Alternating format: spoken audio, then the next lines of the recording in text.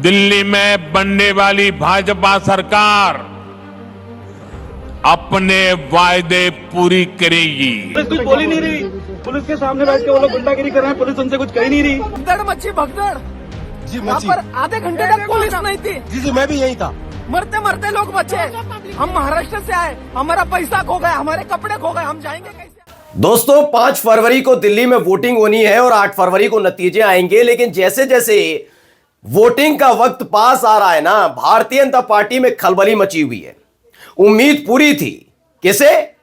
मोदी को, शाह को, योगी आदित्यनाथ को कि माहौल क्रिएट कर लेंगे, खासकर महाकुंभ के नाम पे। याद है योगी आदित्यनाथ गए थे दिल्ली जाकर कह रहे थे कि मैंने गंगा में जैसे अपने कैबिनेट के साथ डुबकी लगाई थी आस्था की, वैसे क्या अरविंद केजरीवाल अपनी कैबिनेट के साथ यमुना में डुबकी लगा सकते हैं। वहां के हालात संभाल नहीं पा रहे और यहां पर आकर ज्ञान दे रहे थे। खैर, इन सब के बीच आज मैं नरेंद्र मोदी साहब को दिखाऊंगा।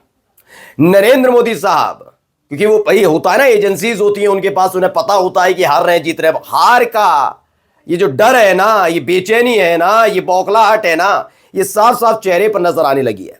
यही खबर मैं आज आपको दिखाने जा रहा हूं कि किस तरीके से वो न केवल बयान दे रहे हैं बल्कि बड़े उखड़े उखड़े नजर आ रहे हैं। रुआंसू हो गए मंच से ही। जी हां, नरेंद्र मोदी दिल्ली की एक सभा में बोलते बोलते ऐसे रुआंसू हो गए और इसे अस्मिता से जोड़कर चुनाव जीतने की कोशिश में लगे हैं। इसी के साथ साथ अब डिमांड उठने लगी है कि जैसे अभी हाल ही में एक देश की सरकार ने सिर्फ प्रदर्शन हो रहा था एक दुर्घटना पर, उसके बाद वहां के प्रधानमंत्री ने इस्तीफा दे दिया, वैसे ही क्या योगी आदित्यनाथ भी इस्तीफा देंगे? नमस्कार, मैं हूं प्रज्वल गौतम और आप देख रहे हैं the live TV. The live TV, सच सबसे आगे।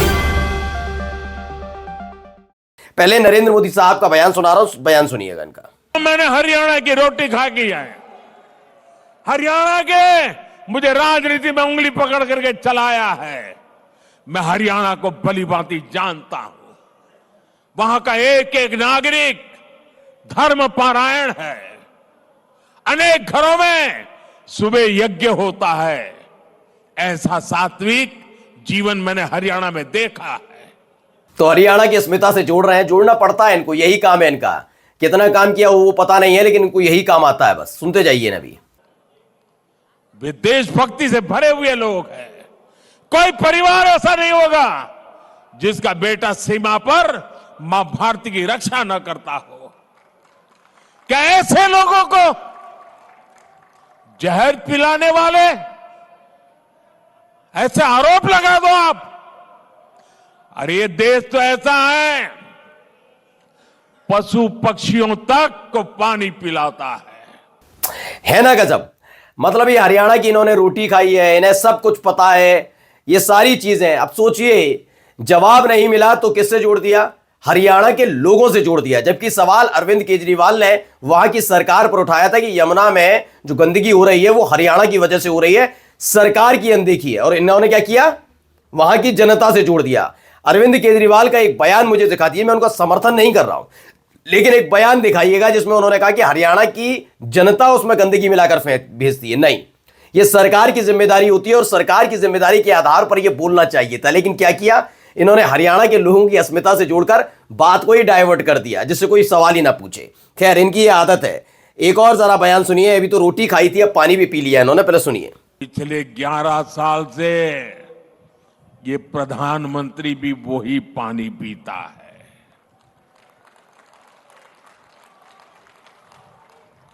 हरियाणा का भेजा यही पानी दिल्ली में रहने वाले हमारे सारे न्यायाधीश, सारे न्यायमूर्ति, सभी हमारे सम्मानित सदस्य भी पीते हैं। जो विदेश की एम्बेसियां हैं, दुनिया भर की एम्बेसियां हैं, वो भी वही पानी पीते हैं। गरीब के घर के आसपास भी वही पानी होता है। क्या कोई ये सोच सकता है क्या कि मोदी को जहर देने के लिए हरियाणा बीजेपी की सरकार ने पानी में जहर डाल दिया? क्या बोल रहे हो? तो हमारे देश के प्रधानमंत्री साहब कहते हैं कि मैं दिल्ली में रहता हूं, वहीं का पानी पीता हूं जो आप लोग पानी पीते हैं। क्या आप ये अनुमान लगा सकते हैं क्या आप लगा सकते हैं कि आप भी लाखों रुपए के मशरूम वही खाते होंगे जो नरेंद्र मोदी साहब खाते होंगे? क्या आप ऐसा कोई कोट सिलवा चुके हैं जिस पर आपका नाम छपा हुआ हो? क्या आप 56 भोग खाते हैं? नहीं, ये सारे काम नरेंद्र मोदी साहब करते हैं, लेकिन वो अपने आप को इतना आम आदमी दिखाने की कोशिश करते हैं कि वहीं का पानी पीता हूं। क्या पानी फिल्टर होकर कितना आता होगा नरेंद्र मोदी साहब के प्रधानमंत्री वाले आवास में अंदाजा लगा सकते हैं? ये सारा काम होता है, लेकिन कितनी बातें इन्हें बनानी पड़ती है और ये भूल जाते हैं इस देश के प्रधानमंत्री हैं और ये क्या क्या करते हैं अभी जनता के सामने जा चुका है। यानी सिर्फ अपनी साफगोई, क्योंकि गलती कहीं ना कहीं जो अरविंद केजरीवाल ने मुद्दा उठा दिया उसमें बीजेपी फंस गई और इन्हें समझ में आ गया, दिल्ली की जनता भी अच्छे से समझती है कि किस तरह के हालात हैं। हरियाणा का जो मुद्दा उठाया कि वहां की सरकार की हीला हवाली की वजह से यमुना का पानी जहरीला हो रहा है, उस मुद्दे को साफ नहीं कर पाए, बता नहीं पाए कि ऐसा वहां से कुछ नहीं है। अब बता रहे हैं कि वहां का पानी मैं पीता हूं, वहां का खाना मैं खाता हूं, धर्मपरायण होते हरियाणा के लोग, तो हम भी जानते हैं। इस देश का एक एक नागरिक पूरी शिद्दत के साथ राष्ट्रवाद से जुड़ा है, फर्जी राष्ट्रवाद नहीं करता इनकी तरह। खैर, आगे खबर मैं दिखा रहा हूं, खबर पढ़िए, सुनिएगा इनकी। दिल्ली की महिलाओं के लिए, युवाओं के लिए, स्कूल में पढ़ने वाले बच्चों के लिए, दिल्ली के मध्यम वर्ग के लिए, ऑटो चलाने वालों के लिए, दुकानदारों के लिए, झुग्गी झोपड़ी में रहने वालों के लिए, हर वर्ग के लिए अच्छी योजनाएं लाने का दिल्ली की जनता को सार्वजनिक रूप से वादा किया है। सारे वादे पूरे कर देंगे, बिल्कुल 2014 से लेकर अब तक सारे वादे पूरे हो रहे हैं, वैसे ही होंगे। और सुनिए, दिल्ली में बनने वाली भाजपा सरकार अपने वायदे पूरी करेगी। मैं फिर दोहराता हूं, 8 तारीख के बाद जब दिल्ली में भाजपा की सरकार बनेगी, जो भी वादे आपको किए गए हैं वो सारे के सारे वादे समय सीमा में पूरे किए जाएंगे। ये मोदी की गारंटी है। तो ये है बेचैनी, आप चेहरे पर साफ साफ देख सकते हैं। बेचैनी इसी बात की है कि आंधी चली, तूफान चला नरेंद्र मोदी साहब के नाम का, लेकिन 2 राज्य में हमेशा इन्होंने गच्चा खाया। एक दिल्ली है और दूसरा जो राज्य है वो राज्य है पश्चिम बंगाल। यहां दोनों ही राज्यों में भारतीय जनता पार्टी और खासकर मोदी शाह की कभी दाल नहीं गल पाई। चूंकि इनके कार्यकाल में अभी तो दिल्ली का चुनाव है और ये अगर पूरे 5 साल प्रधानमंत्री रहे, जो कि उम्र का बैरियर इन्होंने लगाया, और अगर इसे बैरियर को हटाकर ये पूरे 5 साल प्रधानमंत्री रहते हैं तो यकीन मानकर चलिए पश्चिम बंगाल का भी चुनाव इन्हीं के वक्त में हो जाएगा। दोनों ही चुनाव में इनकी साख दांव पर है। पहले दिल्ली का चुनाव ये जीतने की कोशिश के लिए हर एक वो काम कर रहे हैं जिसको ये कोसा करते थे। खैर, आगे आइए, खबर दिखाता हूं, इनका एक और बयान सुनिए। साथियों, बेटियां कोख में ही ना मरी जाएं, वो जन्म लें, इसके लिए हमने बेटी बचाओ बेटी पढ़ाओ अभियान के माध्यम से समाज की चेतना को जगाने का प्रयास किया।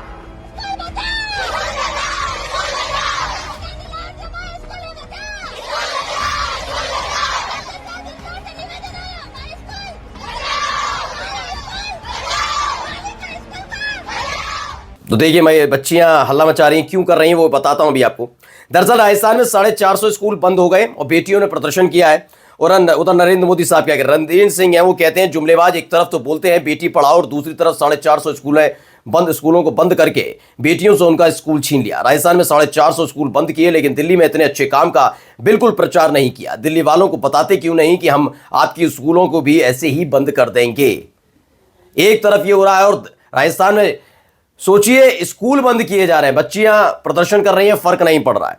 अब जरा देखिए क्या कुछ गुंडागर्दी हो रही है, पहले सुनिए। बीजेपी के लोग के तब से यहाँ पर कर रहे हैं। पुलिस भी आ रखी है, ये हमारे लोगों को धमका रहे हैं बिना मतलब, हमारे लोगों को रोक रहे हैं और वहाँ पे कहना करके दिखा, तू बांट के दिखा, तू ये कैलेंडर बांट के दिखा, तू ये पर्चा बांट के दिखा। कौन कहाँ से कहाँ के लोग हैं, कौन सी पार्टी के लोग हैं? पर्सनली मैं नहीं जानता, लेकिन लोग ड्यूटी वाले बता रहे हैं बीजेपी आपके पास परमिशन है क्या?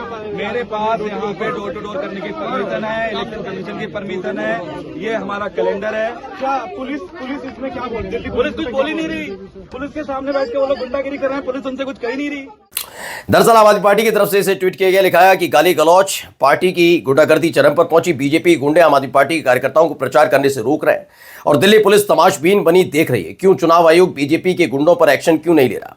दिल्ली वाले ये सब देख रहे हैं और बीजेपी को चुनाव में बुरी तरह हराएंगे, ये अब इनकी तरफ से कहना है। फिलहाल सब सोचिए, रमेश बिधूड़ी जैसा व्यक्ति बोलता रहा, कोई फर्क नहीं पड़ा तो क्या है। अब जरा सुनिए इनको भी ये क्या कह रहे हैं। नंगे तो होके नाचे हैं, बोलो तुम। मेरी औरत के ऊपर 200 आदमी चढ़ गया, हमारा 25 पूरा पैसा गया। भगदड़ मची, भगदड़ जी। यहाँ पर आधे घंटे तक पुलिस नहीं थी। जी मैं भी यही था। मरते मरते लोग बचे। हम महाराष्ट्र से आए, हमारा पैसा खो गया, हमारे कपड़े खो गए, हम जाएंगे कैसे आगे? तो ये महाकुंभ के हैं, देखिए कितना गुस्से में है लोग। तो डॉक्टर मुकेश कुमार लिखते हैं, योगी मृतकों के आंकड़े छिपा रहे हैं, गोदी मीडिया उनकी मदद कर रहा है, दोनों मिलकर ये दिखाने की कोशिश कर रहे हैं कि मानो कुछ हुआ ही ना हो, सब सामान्य है। लोग स्नान कर रहे हैं, उन पर हेलीकॉप्टर से फूल बरसाए जा रहे हैं, लेकिन बीसियों वीडियो आते जा रहे हैं जो बता रहे हैं कि सच्चाई क्या है। लोगों को गुस्सा फूट रहा है, वह दिख रहा है और बददुआएं भी दे रहा है।